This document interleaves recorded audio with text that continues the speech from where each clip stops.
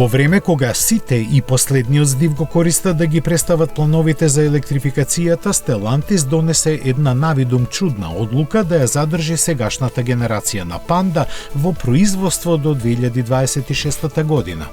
Велиме чудна, бидејќи Fiat го представи концептот на нејзиниот електричен наследник пред 3 години. Имено, иако е на пазарот од 2011-та, Панда се продава одлично. Заедно со Fiat 500 и братски цврсто го држат врвот од својата класа со скоро двојно поголеми бројки од конкурентите зад себе.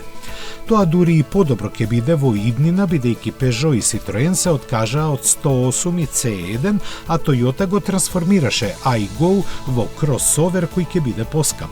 Затоа и Fiat Panda веројатно ќе остане последниот модел на Fiat кој ќе се нуди со бензински мотор, бидејќи во плановите на италијанската компанија е зацртано токму од 2026 година целокупната гама да биде електрична.